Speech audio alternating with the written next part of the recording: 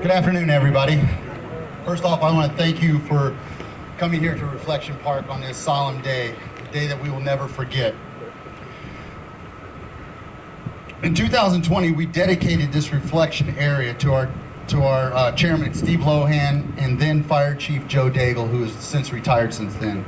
As this beautiful park in the heart of the revitalized downtown Bonita Springs area, we have walking paths, native foliage, and this amazing mural painted by artist Laurent Daroux. And above our centerpiece is a granite piece that previously atop the walkway between the two twin towers before they fell on that fateful day, September 11th. Today, it is our intention to honor those first responders who lost their lives on that fateful day. Each day, we hope this park can be utilized by the community as a space to reflect on the contributions and the ultimate sacrifice that those men and women gave on that day on September 11th. Would everybody please stand for the invocation and the presentation of colors by Bonita Springs Color Guard and by Mark Goodman, chaplain.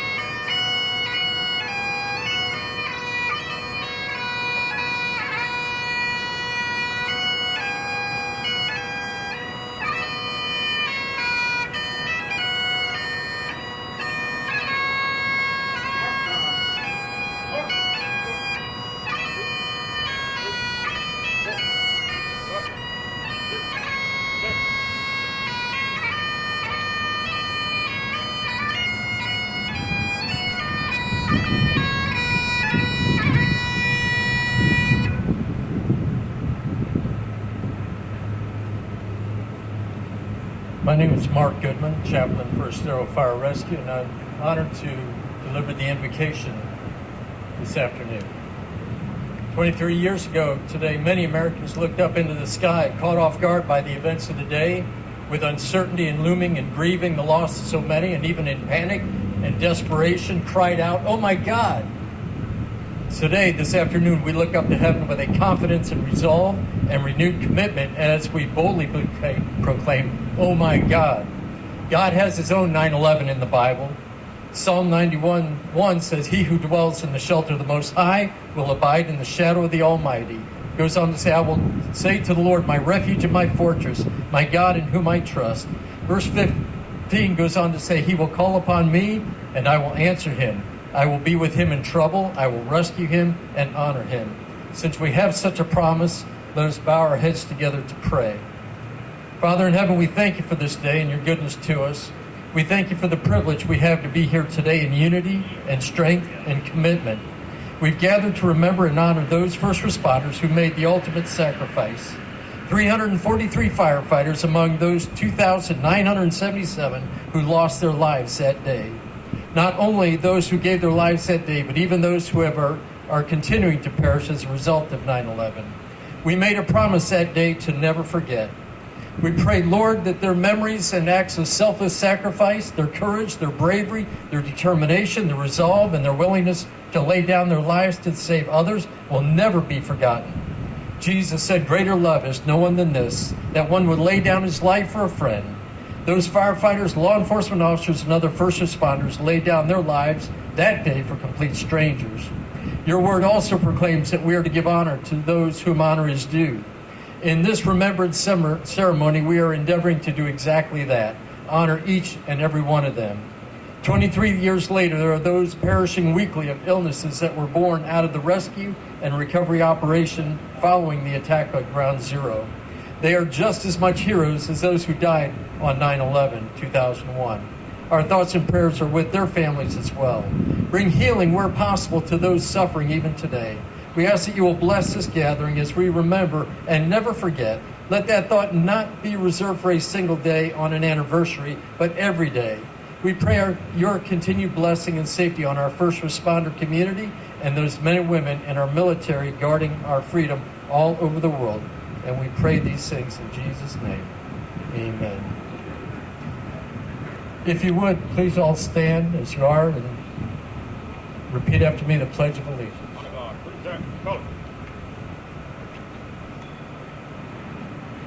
I pledge allegiance to the flag of the United States of America and to the republic for which it stands, one nation, under God, indivisible, with liberty and justice for all. Please remain standing for the national anthem. Oh, sing, can you see by the dawn's early light? Oh, so proudly we hailed at the twilight's gleaming, whose broad strides and bright stars through the perilous fight.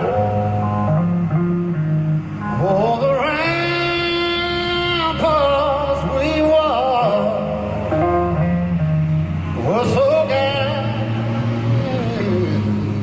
streaming.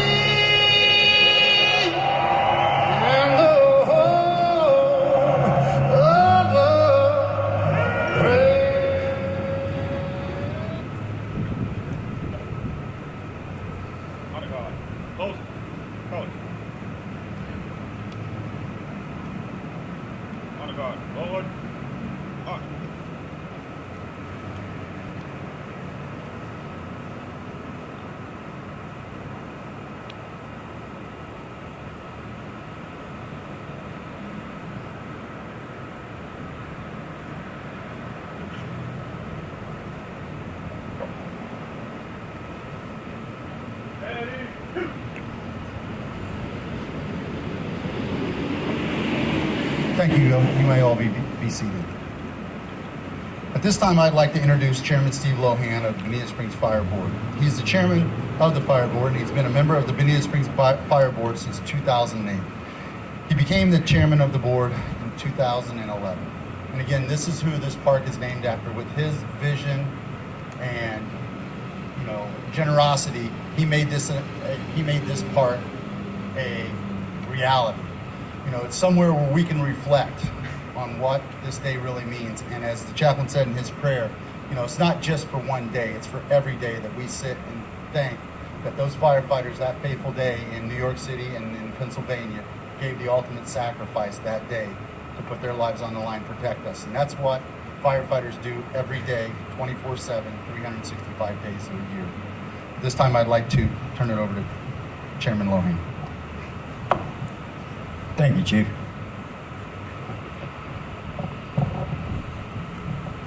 Good evening, everyone. Thanks for being here. We gather here on this solemn occasion to honor the memory of those who lost their lives on September 11th, 2001. Today marks 23 years since that tragic morning, and yet the pain and impact of that day remain with us.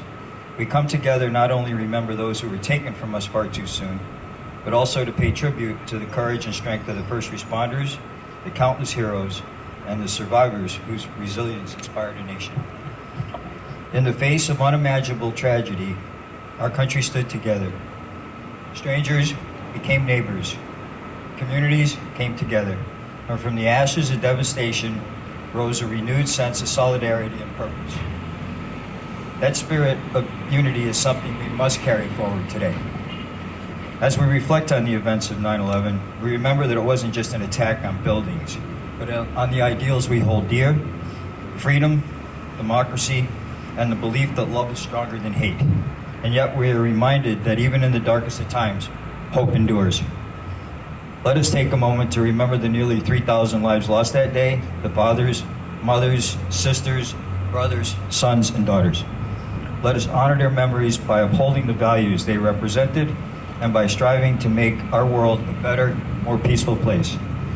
May we also never forget the men and women in uniform, both here and abroad, who continue to serve and protect our freedoms with dedication and courage. Today, we remember. Today, we honor. And today, we vow to never forget. Thank you.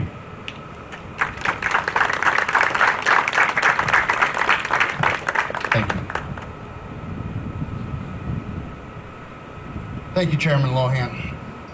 It's my honor now to introduce our keynote speaker. His name is Tommy Burke, aka Norton.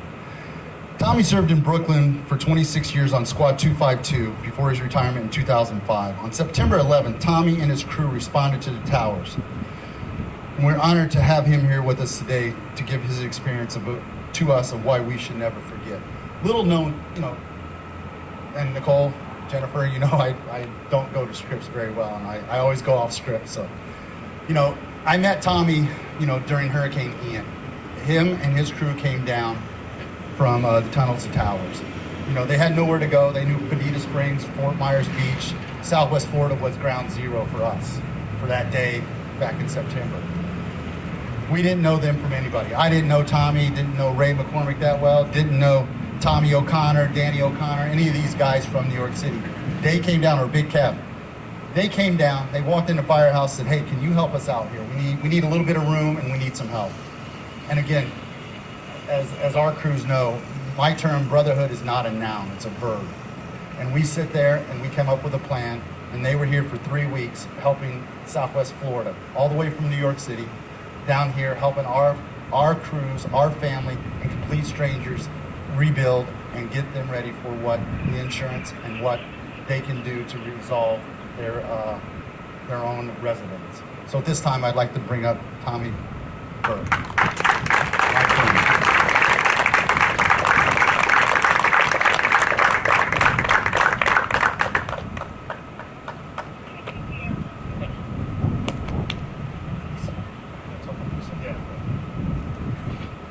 Hello, ladies and gentlemen. My name's Tommy Burke, better known as Norton, in the New York City Fire Department. I met Greg that weekend. He described it perfectly. And how about a round of applause for Chief Greg DeWitt? I mean, the guy's thank you. Without meeting Chief Greg DeWitt, we wouldn't be here. So this is a spectacular event. But I also have to make it very clear that we have to thank all you guys for never forgetting, coming here and celebrating and honoring the loss of life and the tragedy and the devastation that happened on 9/11 23 years ago. Wow. Well, everybody remembers 23 years ago on 9/11 where they were and what they did, right? I mean, everyone remembers where JFK was the day he got assassinated. All the teachers started crying and sent us home. What's going on? Okay, kind of the same thing. We were under attack in our homeland, New York City, Pennsylvania, Washington, D.C. It was quite extraordinary. We were never attacked in our own front yard, except for the city. Okay, sorry. Public speaking 101, sorry about that. So, what I'm trying to say is that it was such an unbelievable day. If you guys don't mind, I'm going to go through the day's events, how it went down, okay? My mom calls me like 9 o'clock in the morning. She goes, put on the news. The news on, and one tower is on fire. Plane went into it, and so, oh my God. So I right away called up Lieutenant Ray Bressingham, who was my boss in Squad 252, and he's here today. And at one point in time, we're going to ask him to come up because we did some unbelievable things that day. But so my mom calls, so now I called Ray. He says, I'm taking the boat in. Ray took a boat from Massapequa to the World Trade Center, parked on the West Side Highway. He got there in no time. I knew I had to drive in. I wanted to go to the firehouse. I wanted to pick up a couple of guys. I called Kevin Pryor. Kevin Pryor was working that day. We lost Kevin Pryor that day. So I called Kenny Kavokas. I called Kenny, we got to go. So we go to the firehouse. Everybody's running around confused, crazy. And so I said, we got to go, okay? So we grab our gear. We're going down Knickerbocker Avenue, heading towards the World Trade Center. And we passed the 83rd precinct. This is like maybe 9:30 in the morning or whatever. And I said, hold on, okay? I jump out of the car. I go into the precinct. The desk sergeant saw a fireman in bunker gear, and so he goes two officers. He goes, take these two guys down to the World Trade Center right now. Lights and sirens. So they took my car. They parked it somewhere, and then we got into a cop car, and we went down lights and sirens from Bushwick, Brooklyn, to Lower Manhattan, where the World Trade Centers were. While we were going over the Brooklyn Bridge, I see Lee Iope, whose son died that day, but he didn't know that at that point. He was walking over the bridge. I said, stop the car. We have to pick up Lee. So now we got Lee Iope. He was a Rescue 2 guy. His son was in, I think, Squad 288. And, okay, so we get into the city, and it's just a giant, like it's black. It's like... it's dark. It's a big cloud of smoke, like, and so when the cops pull in, they open up the door. Smoke went in the door of the police car, and we get out, and like you start coughing, your eyes start to burn, and I said, thanks guys. They leave, so we're in awe. We can't believe what we're seeing. It is crazy, right? And it's this magnificent blue sky day. The weather was phenomenal. But you didn't really see too much of that blue sky for a part of the morning because it was like dusty, smoky. It was very very difficult to breathe, and your eyes were burning. So we stopped walking around, and Kenny Kavokas, all he kept on saying to me is, "Holy moly, holy cow, holy, you know what?" And I know. So I said, "Just stay with me." So we're walking down, and there was. I mean, just picture this, guys. This is like the most bizarre, wildest thing I ever saw in my whole life, okay? I've seen a lot of fires. I was in busy companies for 26 years. Now, think about this. We're walking down, we're in Manhattan, we're on Liberty Street, and there was crushed fire trucks. There was cop cars on fire, and there was maybe 50 fifth alarms in all the buildings around where the World Trade, where the towers were. 55th alarms. Think about how much fire. Every floor had fire out the window. There was hundreds of windows of fire blown out the window. And I'm like, what is going on here? So Kenny saying, I know. So we're walking down, and here's 113 truck, and there's a captain. He goes, are you a truck chauffeur? I said, yes, sir. He goes, put that aerial up. So I go over. The front of the fire truck was crushed by part of the World Trade Center, and there was no cab. It was just an aerial ladder. I said, Cap, I don't know how to tell you this, but that aerial ladder's not going up. There was fire everywhere, right? And he goes, why? I said, there's no front cab to the truck. He goes, okay, son, carry on. Okay. So now me and Kenny walking down, and we're like, at this point, the roads are all full of debris. So we're climbing over debris. We're going through, and I'm thinking, I'm starting to ask guys, where's 252? Do you guys see Squad 252? Anybody see Squad 252? And no one knew nothing. Everybody was in shock. Everybody was like with their jaw hanging down, like, oh my God. It was unbelievable, right?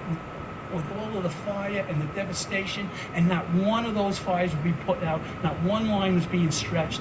So it was very surreal that I'm a fireman. If there's a fire, we stretch a line, we put out the fire, put up ladders, get the people out, and that's what we did. That wasn't happening. Everyone was just in shock. So I started asking people, I go, where did anybody see Squad 252? Anybody see Squad 252? Not knowing that both of our fire trucks were crushed, buried, okay? And we're walking down 10 and 10, I think on Liberty Street, right? Where now the World Trade Center is like right there, and we're right here, and the firehouse 10 and 10 is right here. And it's just a pile of rubble, like 20 stories high, flames, smoke coming out, all fire, all the buildings surrounding. Everything is devastated. Everything's crazy. And I'm asking, does anybody know where the command post was? That's where the chiefs would be setting up where the guys had to report in. So that was a very important thing to try to find where that was. And I wanted to find Squad 252. So we're walking down, and I see a guy, and he's black, he's bleeding from the head, and his shirt's ripped. And I said, oh, Kenny, this guy don't look good. So I go over, and it's Mike Donovan. Me and Mike worked the 111 truck for 15 years. Superstar. He's a captain at that point, right? And he's dazed and confused. He got covered with a wave of concrete and steel and was able to get himself out, but he didn't really know where he was. So I said, Mike, I said, are you okay? You okay? And I'm shaking him, and he goes, yeah, I'm okay, Lord, I'm okay. So I saw an ambulance over there, and there was some paramedics over there. I said, well, what have I got those guys? I said, get this guy right now, fix this guy. So they worked on him, and they put him in the ambulance, whatever. So me and Kenny go down to, Mike Donovan said to me, I said, Mike, where was the command post? He goes on West Side Highway by the atrium. That's good, okay. But he was at it, right? So he's still alive, he's great, he's doing good. He survived and continued working for another couple of years, but he almost bought the farm that day. God was good to him. So now we get down to the West Side Highway, and that's where the command post was. And like there was waves, like waves of the the World Trade Center had those big aluminum things on the front, it's like well, anyway, they were like huge, and so they were all over the place because they slid off the front of the building, and there was like mountains and mountains of debris. There was fires here, fires there, fires everywhere. There was guys dazed and confused. You couldn't get any information from anybody. Nobody really knew anything because they didn't know what was going on. They were in shock. They were dazed and confused. What the hell is it? So me and Kenny go down to the West Side Highway, and I see a white helmet over there. And then something really good happened. My buddy, Ray Brescian. Ray, come up here, Ray. He was my boss in Squad 252, and he's on the West Side Highway, right where they start to dig for Chief Gansey. Okay, thanks, buddy.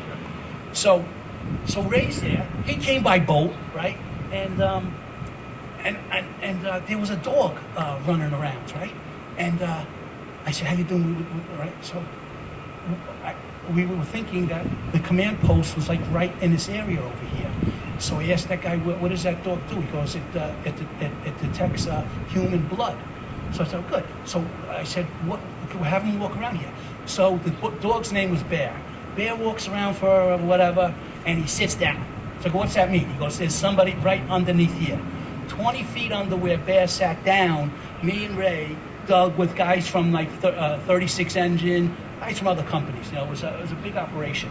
And we were digging, we were taking off that metal, we were moving concrete, we were like maybe 3 or 4 hours, right? And then we see his glove, we're digging, we see Chief Gansey's turnout coat, and then, oh my God, this is Chief, there's his name, Chief Gansey, Chief of Department, and like, oh my God. So me and Ray are digging, and the guy from 36 Engine, and a whole bunch of guys. Now at this point, there's a lot of guys coming around because they know we need help. So who would have thunk it? Greg said to me, "Can you imagine the thing we used the most was 5-gallon buckets from Home Depot." And that's the bucket brigade. We had lines and lines of buckets. We were digging the rubble, moving it, and Well, anyway, we get to the point where we're digging out Chief Gansey, and we get him, and we get a stretcher, and It was very involved, very difficult, very arduous, and but that didn't make a difference. We had our chief here, and in the beginning, we thought we were going to get guys live because we were there in a matter of an hour and a half. There was no live guys, man. There was nobody live. Sorry to say. And maybe a few guys in the stairwell, six truck or something like that. But now we get Chief Gansey out, and Ray realizes that this is where the command post was. So there must be some other chiefs here. So we dig like a few feet over, and we see another glove or another thing, and we start digging. Right next to Chief Feehan was Chief Gansey was Deputy Chief Bill Feehan, a World War II vet. Okay. And they were in a running position heading to shelter in the atrium, which was back that way. Well, the wave of debris and the wave of concrete and steel they didn't make it. So we were digging there for a long time, and we got those guys out. And then while we were digging for Chief Feehan, my lieutenant from 111 truck, Tony Fernandez, has either an asthma attack or some kind of attack. He goes down while we're digging there, and he's my boss from the Nut House, 111 truck. I go, what the heck is going on here?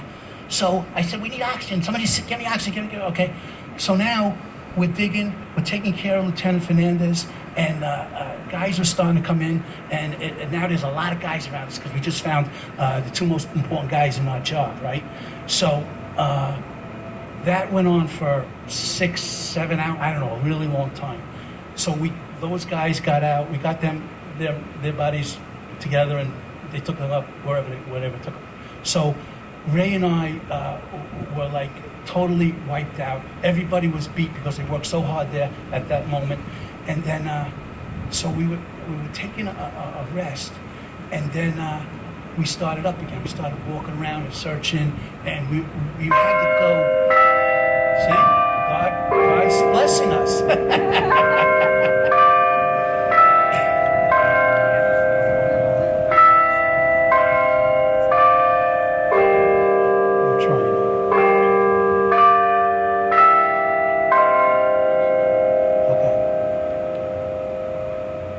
Thank you, God. So,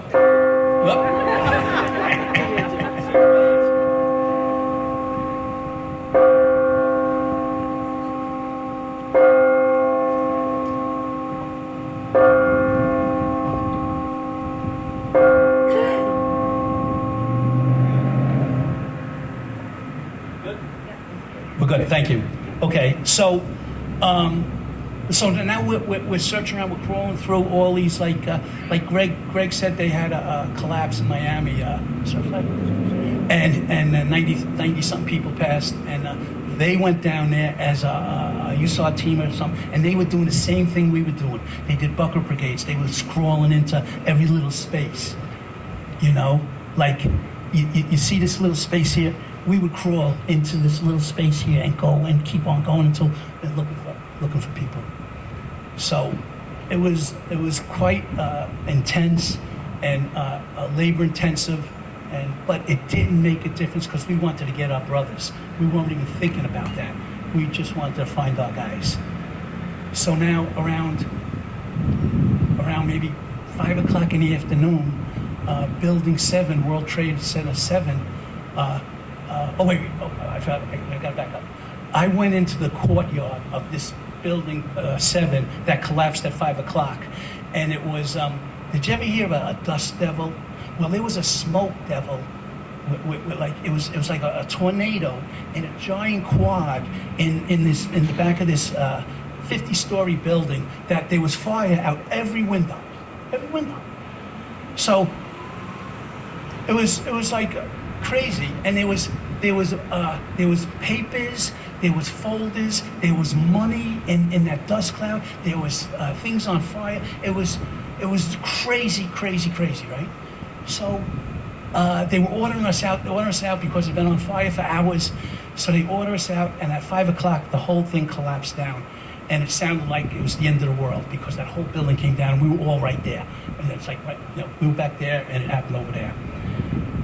So that happened. So now that's a collapse on top of a collapse, and which still no one knows what's going on. We're still trying to figure out what's going on, and so that night, me and Ray found a boat, and we took like a couple-hour rest on a boat on the West Side Highway, and then we went back to searching, and somehow we got split up, but I ended up in the Marriott Hotel, which was this huge hotel, fully occupied, and there was a shaft that, I don't know, like maybe a 25-foot shaft.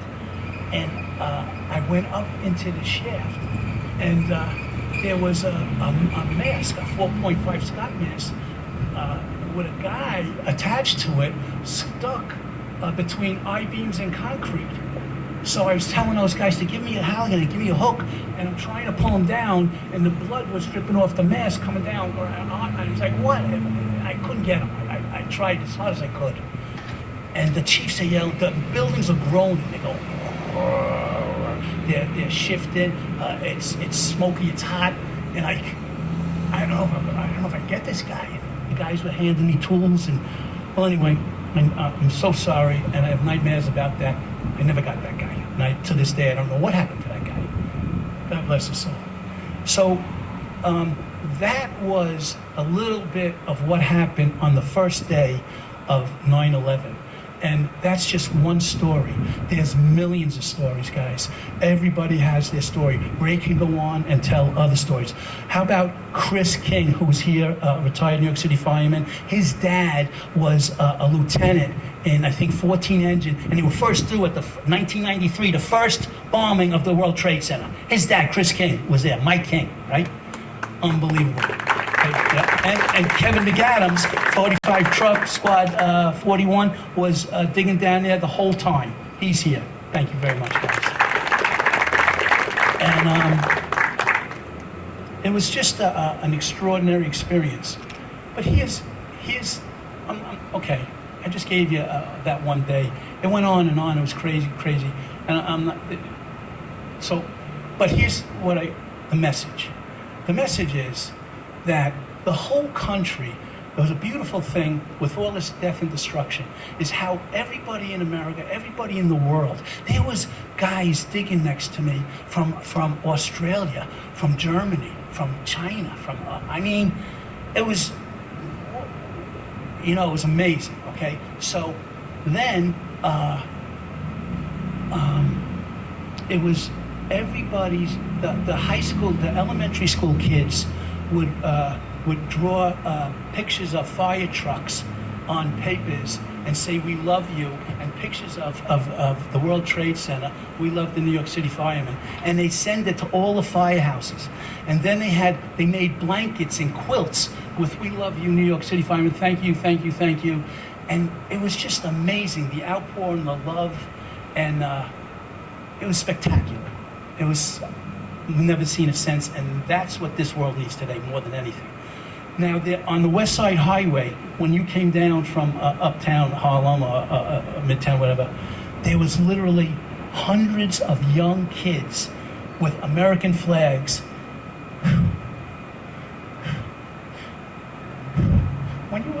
When you drove down West Side Highway, they were singing "God Bless America" and waving the flags and thanking us. It was just our job. We just wanted to go in and get our guys. And it was amazing. So you guys get the applause today. And never forgetting and maintaining the values and the traditions of the New York City Fire Department and the Bonita Springs Fire Department and all the first responders, men and women. They were phenomenal. And now what you might not know is that we were finding some of our guys, and so now when you found a fireman, he got a funeral. But if you didn't find a fireman, he got a memorial service. So, so we wanted to get whole bodies, but there wasn't a lot of whole bodies. In Squad 252, guys, I'm just going to name their names. Commissioner Feehan, we found him. Timmy Higgins, Lieutenant Timmy Higgins, was my probie class 4779. We found him. He got a funeral. Kevin Pryor in the North Tower on the 20th floor, we found him. A pile that high. They got funerals. We never found Tyrell Coleman, Tommy Kavekis, Pete Langone, Tyrell Coleman. Right? So they got memorial services. So now you're digging for your guys, and you find them. You take off from digging, and you go to the funeral, and you go back out digging, and you try to find the other guy. And it was very, very hard. It was difficult. It worked on your mind because you were doing your best to try to get the guys, and now you're burying them. So it was tough. It was a hard time, and we did the best we could do. But there was Mayor Giuliani, when he would go to the funerals, he would give a eulogy, and he's a way better speaker than I am. But he said that because of the efforts of the New York City Police Department, the New York City Fire Department, and the first responders in New York, that they were able to evacuate 20,000 or 25,000 people who lived, and we lost 3,000 that day. And we lost 334 firefighters. We lost 37 Port Authority cops, and 23 New York City Police Department. I honor those guys with a bracelet I wear every day, and I honor my guys in 252 with a bracelet. That's how I honor my guys. So never forget. I never forget. And I miss them every day. So when 343 guys, right? Kevin and Chris King and Ray, they knew 100 of those 343 guys, right? My nickname's Norton. There's 100 of those guys who call me Norton. Norton, what are we doing? Where are we going? What are we doing? Gone. So it was really hard, man. So 23 years later, here we are. But I feel like me and Ray just it was yesterday. That's how impactful and incredible it is. So, in closing, many thanks to a great man and a great leader, Chief Greg DeWitt. Thank you. And guys, thank Ray Bresselman and Kevin McAdams and Chris King and their girls to come down and support us. My girl CC for supporting me. Thank you. And so, to me, I'm grateful that you were shown appreciation, and never forget, and may we never forget. And I just have to say one or two more things. I am a volunteer for the Tunnel to Towers. I was in Squad 252. Steven Stella was in Squad 1, both Brooklyn companies, and we used to work together. He get detailed, I get detailed. I knew him. He you know the story, right? He ran through the towers. He went up there. He was on the 40th floor getting people out, and we never even found him. And he had 5 kids. Boom. So this organization, the Tower to Tunnels, is phenomenal. They do homeless vets. If a Marine comes home wounded or shot, they make customized houses for them. It's a great organization, guys. And we're very proud to volunteer for them. Kevin, all of us, Ray and Chris. But our guy is Tommy O'Connor, and so Frank Silla calls up Tommy O'Connor. He says, Tommy, I need guys in Bonita Springs. So we're there in a couple of days, and that's how it happened. So that's how we give back. We're trying to give back and help people wherever the devastation is. But that's a great organization, guys. If you want to look that one up. What else?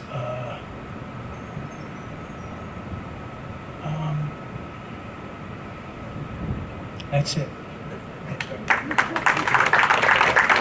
Oh, Ray just reminded me of something very important. I'm sorry. Nobody knows about this. There was unsung heroes on 9/11 called iron workers, called lathers, called sanitation guys, called EMS guys. So how about this? We find Lieutenant Timmy Higgins, and there's a big, giant I-beam on him, and like, this whole thing's on, right? And I go, oh man. So we're kneeling down, digging, and a guy right next to us, who's an iron worker, he's got his American flag hard hat on. He goes, hold on.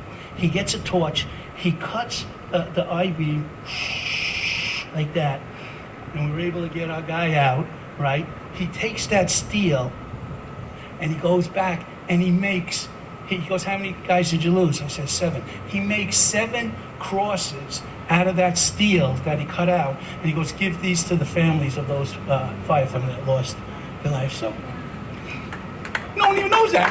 They're iron workers. So thank you for reminding me about that. But there's so many stories, guys. It's way beyond our capacity to understand what happened, because there's literally millions of stories. Everyone remembers where they are. Everybody, and we did what we had to do. And I'm so proud of being a New York City fireman. It was the best thing that ever happened to me. I'd be stocking shelves in A&P if I wasn't a fireman. You know what I mean? So, thank you very much. Thank you for everything. And God bless all you guys. God bless the United States of America.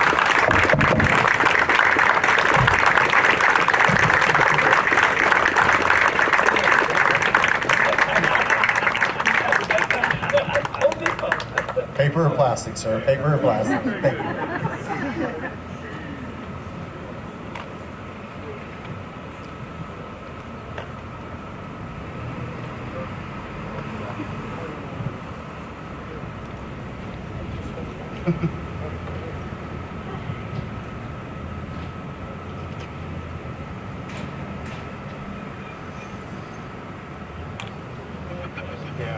Yeah, of course, sir. Thank you again, Tommy. Again, I'm proud to say Tommy Burke is my brother. Thank you very much. At this time, as part of our observance of the 23rd anniversary of September 11th, we'd like to partake in a tradition of ringing of the bell. This time I'd like to call up Assistant Chief Jason Brode to announce what it is, and then Frank Todd will be doing the ringing.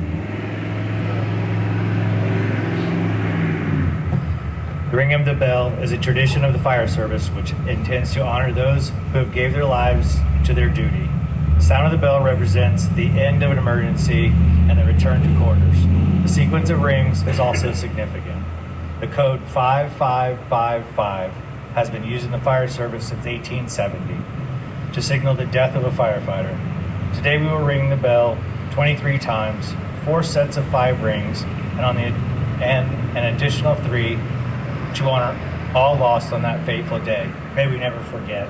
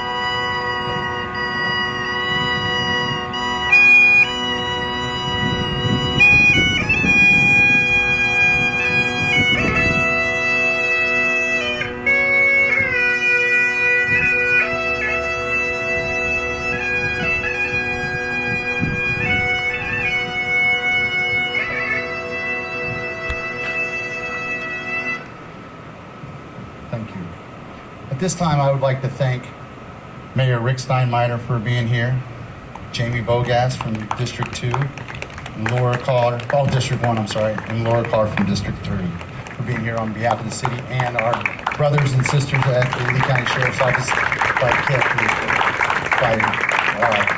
led by Captain Blake Lee.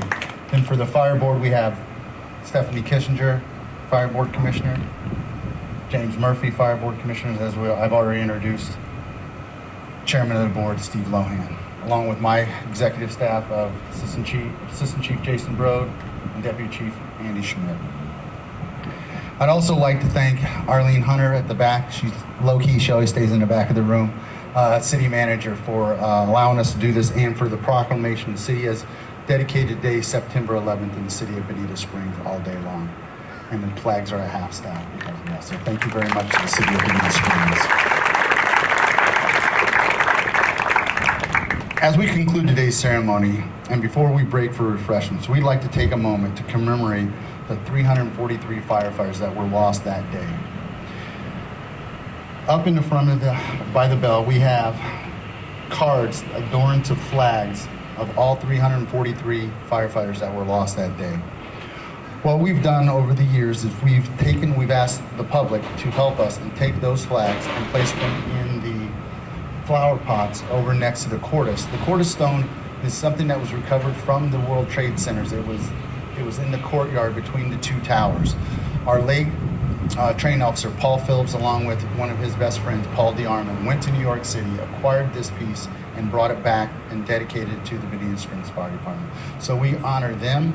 We honor the 343. We honor Chairman Lohan and Chief Daigle, who this park is named after.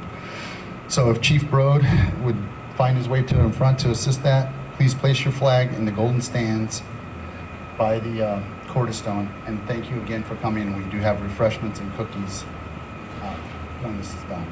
So thank you again, and this concludes our ceremony. Again, God bless America, and God bless New York City. Everybody,